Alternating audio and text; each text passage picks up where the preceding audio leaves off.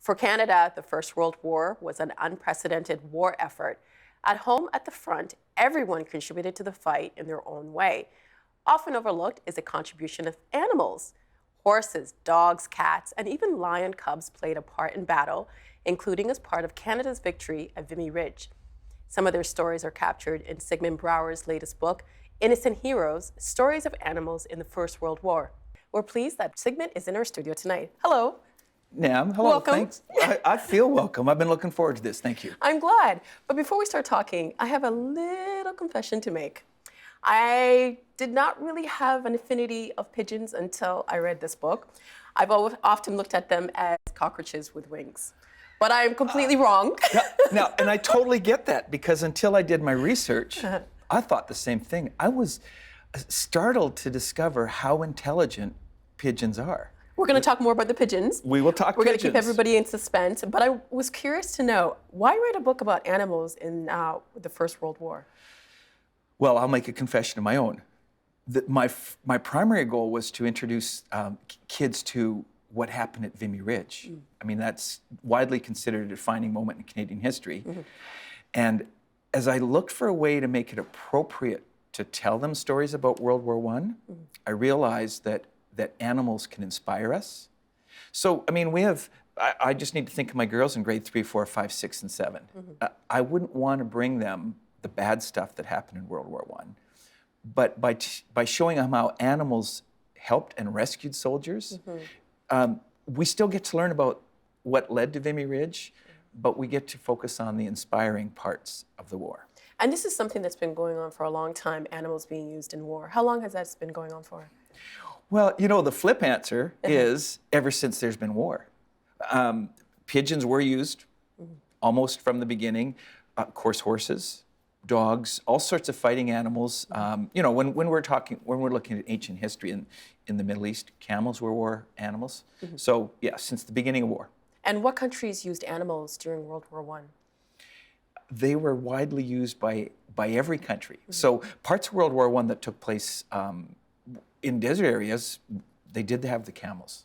But because my focus was France and Vimy Ridge, the animals that appear in Innocent Heroes are the ones that helped the Canadian soldiers. And in what ways were animals used? Transportation is the obvious one.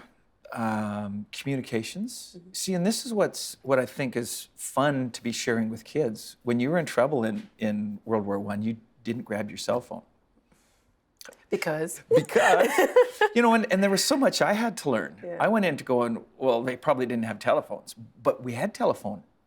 But the wires were laid in the trenches, so they couldn't go out into the field. The wires were often destroyed, and pretty primitive communication even then. So ambulance animals, first aid, transportation. and even mascots, right? Definitely mascots, and even early warning systems. Like, who would think that slugs? I know. Slugs and glowworms were also used, like in case, like you can read in the dark. Yeah, we have recorded instances of glowworms in the tunnels to read the plans. And how were slugs used? Slugs were an early warning system for poison gas. Because they would curl up if they. They would curl up. Right.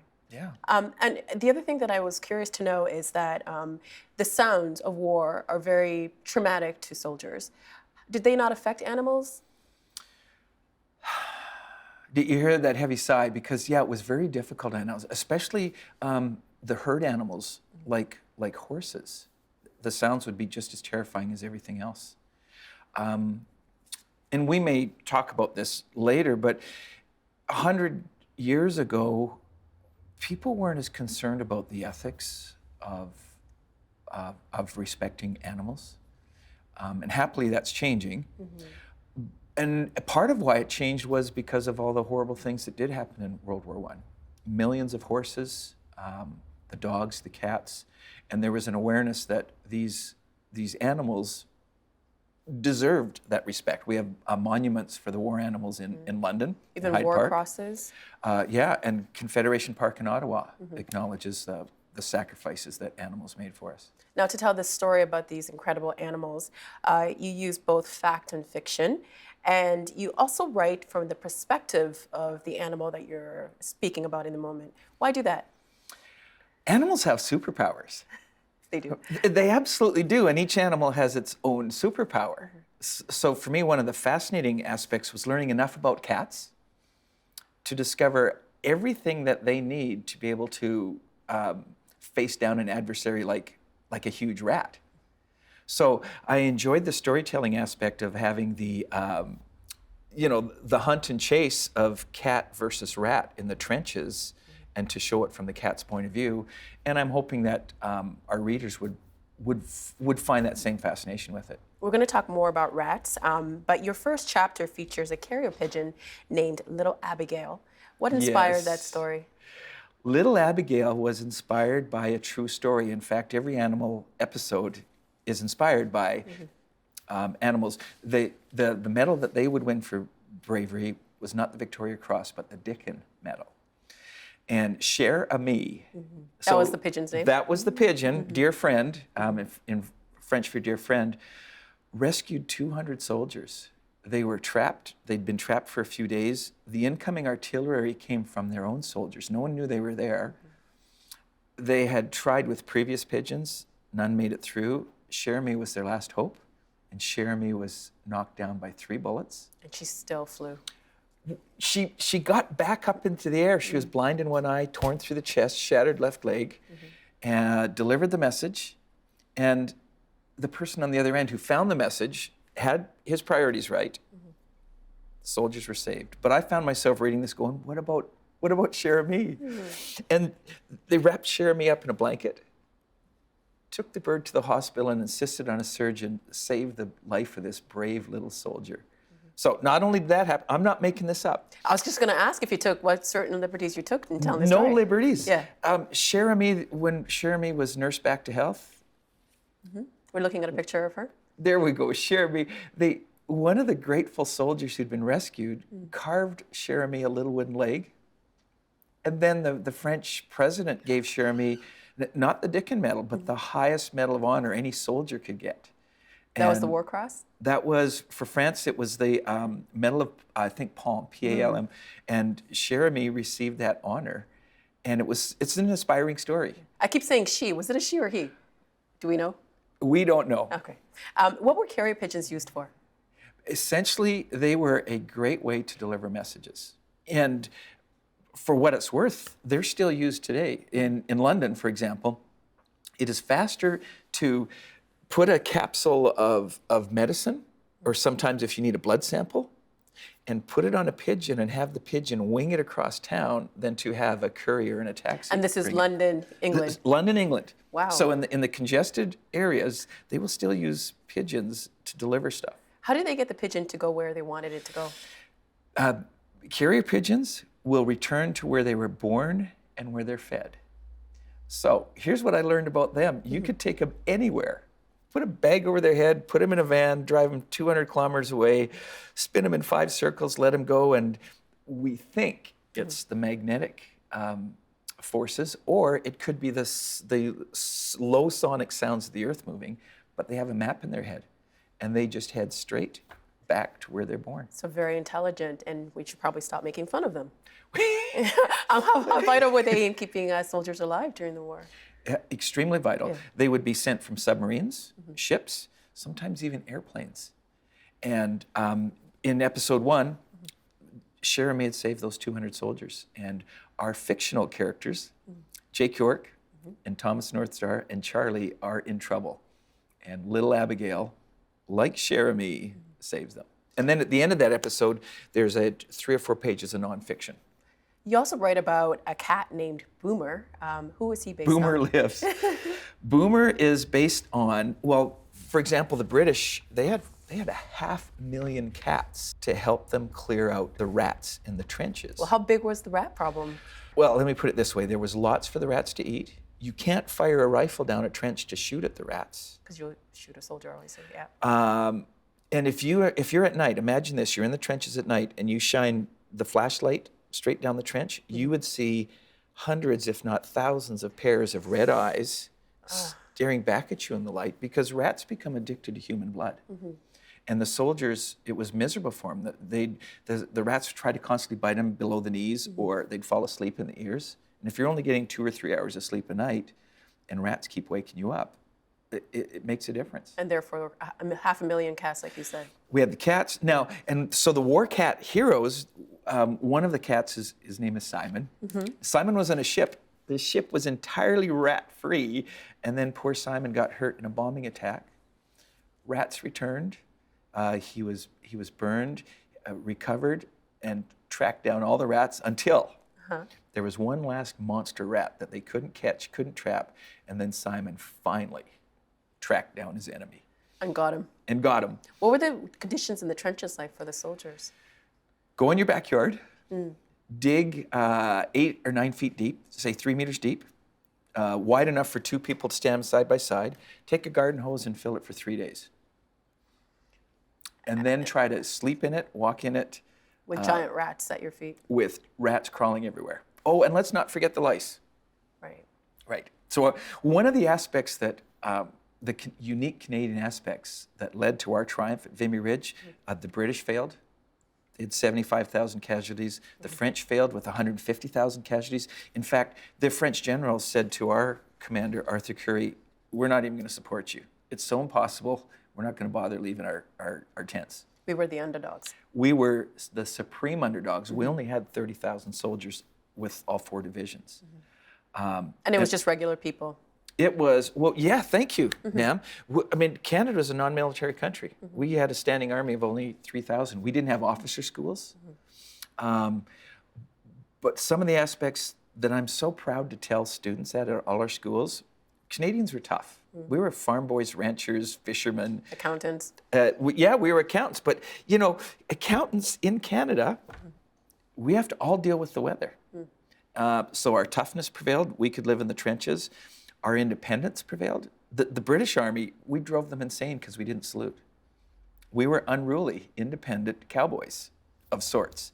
But in the end, that was one of the strengths that helped us win at Vimy Ridge. And we didn't know enough about war to do it the way they were doing it, which was the wrong way. We came up with things like, instead of attacking in a clean line, move in clumps. And then the Vimy Ridge glide, which meant following, in the end for Vimy Ridge, we followed a curtain of steel, kilometers long, as bombs were dropped 300 yards in front of our soldiers. And that's what protected us from the machine guns. But can you tell I get excited about this? Oh, I love it. That was only possible because of the horses who hauled in thousands of tons of armament. So in an indirect way, you could say Canadians wouldn't have won Vimy Ridge without the horses. I want to get to another animal before we run out of time. Yes. Another chapter talks about a dog named Tomato. Tomato, What's the story there? Well, a passenger pigeon can only go back to headquarters. But a messenger dog, if you were the handler and I was the keeper, Can go back and forth. Right, but here's how we'd have to do it. You'd have to choose a spot somewhere, and then I'd walk the dog to wherever it was, 10 kilometers away, and then the dog would return to where you were. So we could choose different spots. Passenger pigeons were just one way. There's a dog named Satan, S-A-T-A-N, at Verdun, this horrible siege. The soldiers looked up and they saw, it looked like a monster. Big, it was a monster with wings. This dog was smart enough to make it through the siege, gas mask, baskets on its that looked like wings, and he delivered the messenger pigeons that delivered the messages that saved everybody at Verdun. So very easy to get inspiration for these stories. You talk about Leo, the lion cub. Why on earth would a soldier want a lion cub around during a war? That's a great question. The bigger question is, why would Major McNaughton, who was the one who rescued a lion cub from a zoo in Paris, it was part of being a maverick. So McNaughton didn't think like the military did at that time, which was one of the reasons for our success. And he had a lion because he was a maverick, but he also knew it put smiles on the soldiers' faces when he drove around with the lion in the seat with them. And once again, the traditional military looked at us like, what are you guys doing? Why aren't you doing it our way? Oh, hang on, you just took Vimy Ridge against all odds, the first major battle in 32 months of stalemate. The first major victory by any side in 32 months of stalemate. It was amazing what our Canadian soldiers accomplished at Vimy Ridge. How humanely were these animals treated?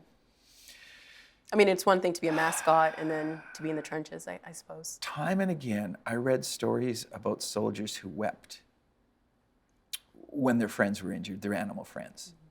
So I'm not sure we can ever use humane and World War I together, but these animals were loved by the people around them. And oftentimes they would come back and look for their handlers, right? Yes, and many of the soldiers would take animals back with them. So my guy, Thomas Northstar, ends up bringing his dog, Colonel Scruffington, back to Canada after the war. Yeah. Is there a monument or tribute to these animals? I know we talked about it earlier. To these specific animals in my story, part of it's fiction.